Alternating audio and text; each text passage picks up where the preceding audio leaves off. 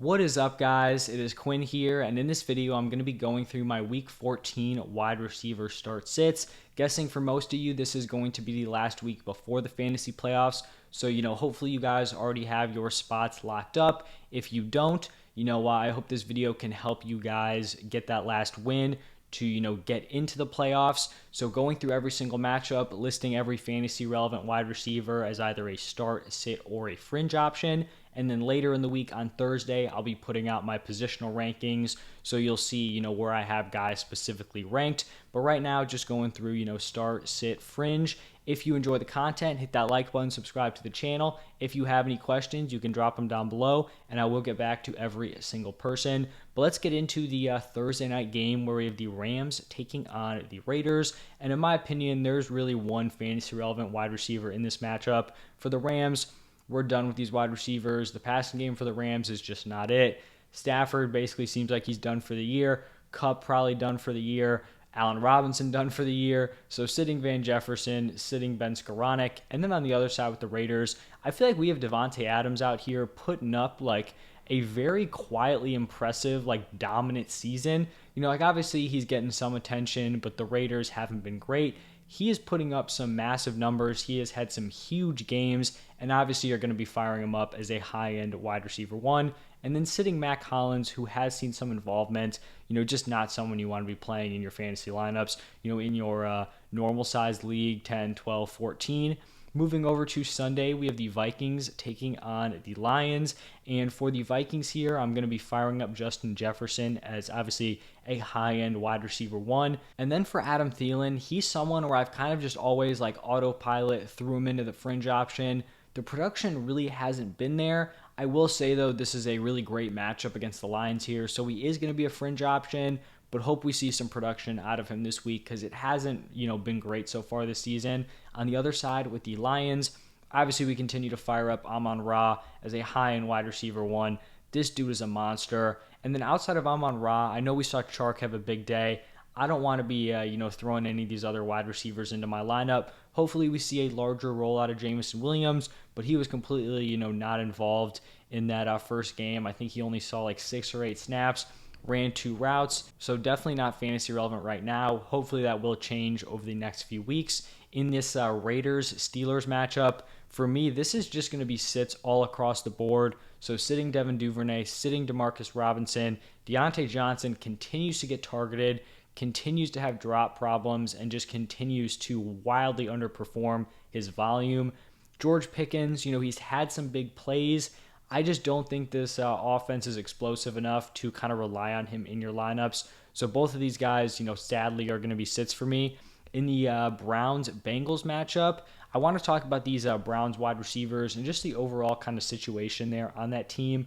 Watson did not look good in his first start. In fact, he looked pretty rough. 12 of 22, only 131 passing yards, no passing touchdowns. He had a really rough red zone pick, just a really bad decision. I still think Amari Cooper is just a locked-in auto start. If you guys have watched my videos, you know that I was pretty high on Donovan Peoples-Jones, heading into the Deshaun Watson era as the Browns starter.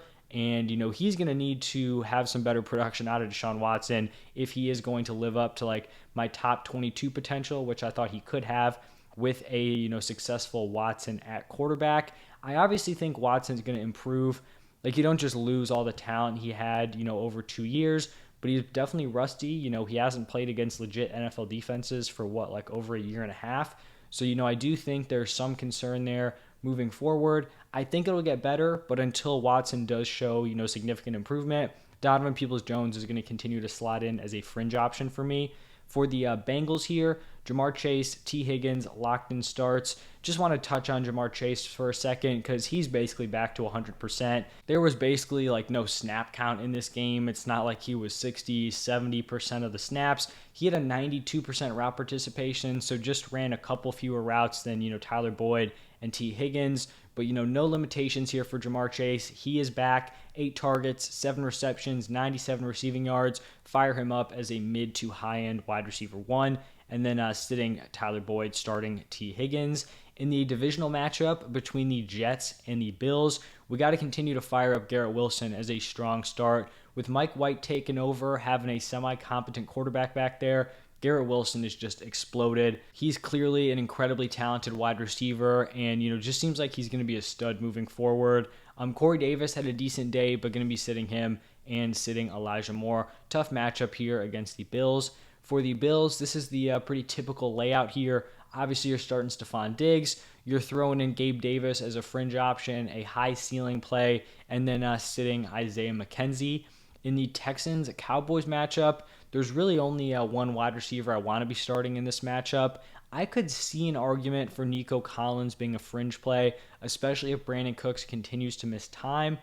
The offense is just so bad where it's like he could get 50 yards and a touchdown, but just finding a touchdown in that offense seems unlikely. So I'm going to have him as a sit. If you like him as a fringe option, I'm not going to push back. But on the other side with the Cowboys, obviously you're firing up CeeDee Lamb.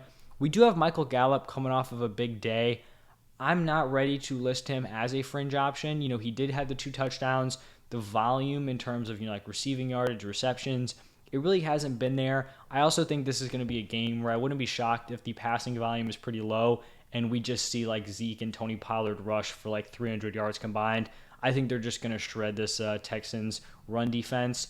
Moving over to the Eagles-Giants matchup, I obviously have A.J. Brown as a locked-in high-end wide receiver 1, and I think Devonta Smith can continue to be plugged in as a top 24 wide receiver with Dallas Goedert out. And then for the Giants, I talk about Darius Slayton like every single week in the waiver wire video, operating as their clear-cut wide receiver 1. We'll see what happens with the Odell Beckham situation, but right now Slayton is the guy there. He's been very consistent, and I do think he's a solid fantasy wide receiver 3.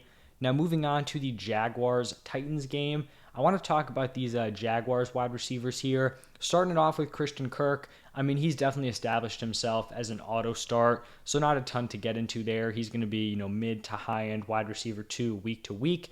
Zay Jones was someone who I liked as a fringe play heading into week 13. He looked like a good option, coming off of a big game, having a great matchup against the Lions.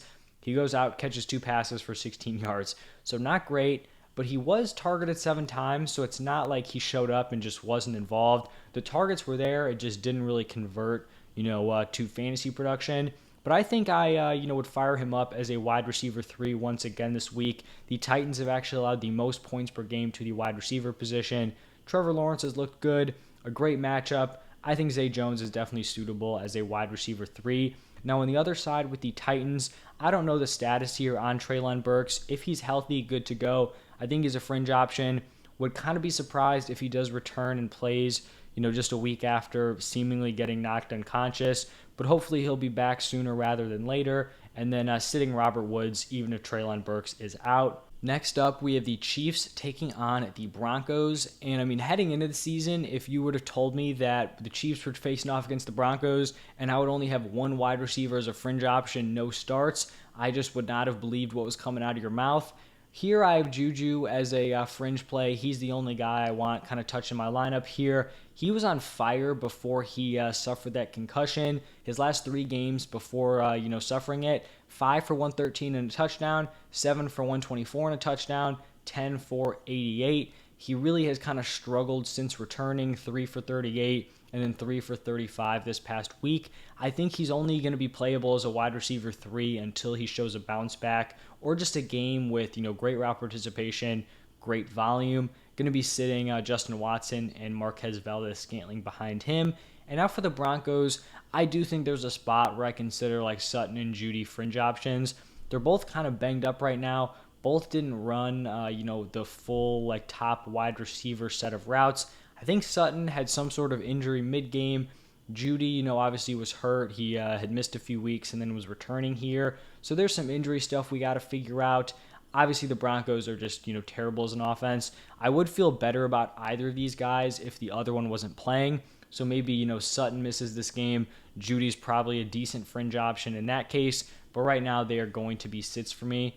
In the Panthers Seahawks matchup, I have DJ Moore as a fringe play, but I think he's like a very high-end fringe play. We saw him have a great day with Sam Darnold at quarterback, and I think this is going to be good for DJ Moore moving forward. It's obviously an upgrade over Baker, and it's probably an upgrade over PJ Walker. I just don't want to wildly overreact to that one game where he looked good. I think he's solid. I think I'm going to have him as a high-end wide receiver 3 in my rankings. Maybe he even cracks the top 24. I just don't want to go, all in on him and, find out it was kind of just one fluke week. Obviously not fluke in terms of the talent. DJ Moore, top wide receiver in this league. Just the overall quarterback play and Panthers offense has, some concerns, obviously. On the other side with the Seahawks, Metcalf and Lockett continue to fire these guys up as very strong week-to-week starts. In the Buccaneers 49ers matchup, it looks like Chris Godwin is going to be the guy to own here moving forward. He's really, come alive as of late, and I think it's impressive because I don't even think he's fully back from that ACL. Like, obviously, he's back and playing, but the athleticism, it's clearly not what it was prior to it, and he's still out here giving you great fantasy games, so gotta love him moving forward. Mike Evans, he's had some down games. I still think he's someone you want to start, because once you start to bench Mike Evans, that's when he's going to pop off for that 6 for 120 and 2 touchdown game, and you just don't want that sitting on your bench. Julio Jones was involved on Monday night, but he is going to be a sit for me. Now for the 49ers, this wide receiver room is kind of interesting here because obviously we go from Jimmy G now to Brock Purdy. We'll see if, they try to bring in another quarterback, but right now it looks like they're going to be rolling with Brock. I have Debo as a start, Brandon Ayuk as a fringe option, and it kind of sucks to have Ayuk as a fringe option here. I don't think this is a great matchup here against the Buccaneers, and I'm just not sure what this passing attack is going to look like.